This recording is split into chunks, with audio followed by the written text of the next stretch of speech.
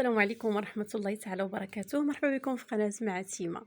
اليوم ان شاء الله غنشارك معكم هاد الوصفة اللي زوينة ديال هاد كل واحد وكيفاش كيسميهم بانكيك اولا فطائر، كيجيو ساهلين في المقله ودغيا دغيا كيتوجدوا. الطريقة ديالهم سهلة وبسيطة وفي المتناول، كيجيو لذاذين ومميزين ودغيا دغيا صراحة تيوجدوا. بالنسبه للناس الاول مره كيشوفوا القناه تنقول لكم مرحبا بكم. الا كنتوا اول مره كتشوفوها ما تنسوش تشتركوا معايا في القناه باش يوصلكم دائما الجديد. وندوزوا على بركه الله المقادير. المقادير غادي نحتاجوا 3 الكيسان ديال الدقيق الفينو، اي كاس عبرتوا به، معلقه ديال السكر، شويه الملحه، معلقه صغيره عامره ديال خميره الخبز، فاني للتنسيم، وخماره وحده كما كتشوفوا من فئه 8 غرام اولا 7 غرام.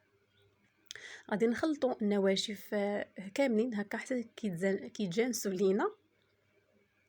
صراحه هاد الفطائر كيجيو زوينين، غادي نشاركهم معكم مره اخرى في فيديو قادم ان شاء الله بطريقه واحده اخرى وبنكهه واحده اخرى. غادي نضيفوا بيضه، كاس ديال الحليب، والكاس اللي عبرنا به الدقيق ديال الفينو يعني سميد ناعم جدا، هو اللي نفسه غادي نعبروا به السوائل. غادي نزيد كاس اولا 2 كيسان ديال الماء، يعني كاس ديال الحليب و2 كيسان ديال الماء، وغادا نشوف واش غادا تجمع ليا اولا غادا تبقى هكذا يعني قاصحه. يعني هي خاصها تكون بحال تقريبا بحال الخليط ديال البغرير اولا تقل منه واحد شويه.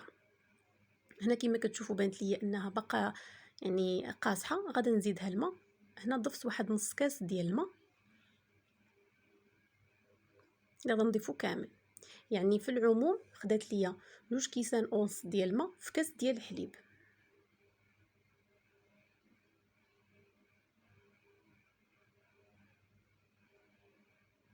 وبطبيعه الحال تبقى على حساب نوعيه ديال الدقيق اللي استعملنا او القمح الصلب اللي استعملنا.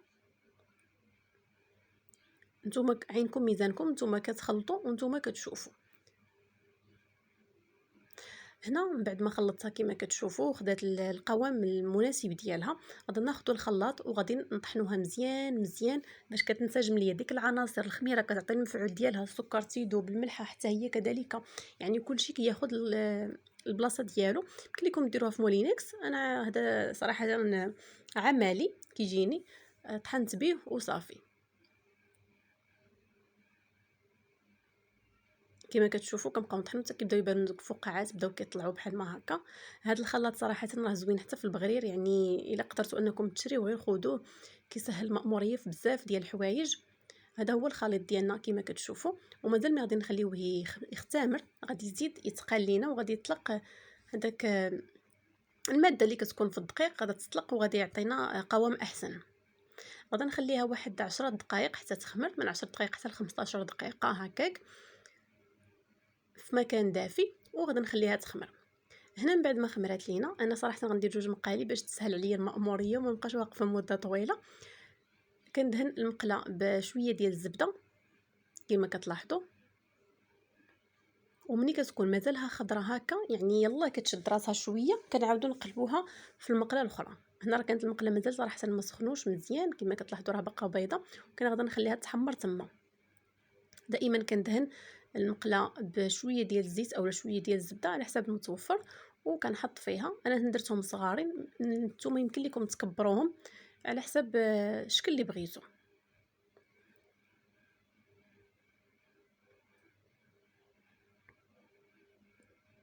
وكما كتلاحظوا مباشره ما كيبداو يعني كتنشف غير شويه هكا من الجناب، كنقلبها في المقله، يعني في نفس المقله اولا ديروا مقله واحده اخرى هكا باش كتسربيو دغيا، يعني على حساب نتوما وشنو بغيتو. الطريقه ديالهم راها سهله وبسيطه وكتخرج صراحه كميه وفيره. الكميه اللي وريتكم راه ماشي هي بوحدها، راه خرجت ليا اكثر، ولكن انا شاركت معكم غير هذيك الكميه لحقاش كلاوه ولادي قبل انا كنطيب وهما تياكلوا. كيجيو مع الشوكولاته رائعين، كيجيو مع العسل وزيت الزيتون اولا العسل والزبده، كيجيو غزالين بزاف، كيجيو بحال بحال المسفنج، كيجيو شي حاجه اللي غزاله بزاف ودغيا دغيا صراحه تيوجدوا. كما كتشوفوا هنايا راهم كيتنفخوا ملي كنقلبوها وهي مازالها خضره من الفوق، راهم كيتنفخوا وكيجيو خفافين ومهويين من الداخل. يعني ما تقولش راه غيجيو مدقصين ولا شي حاجه، لا راه كيجيو خفافين وزوينين صراحه. الا طرا لكم بحال ما هكا غيجمعوها من الجناب ما كاينش مشكل. دائما تنكمل بنفس الطريقه، كندهن المقيله كل مره كندهنها باش كيتحمروا كيجيو زوينين. والسكر راني ما قويتش فيهم باش ما يتحرقوش، يعني غير معلقه صغيره ديال السكر كافيه الغرض، غير باش المذاق وصافي.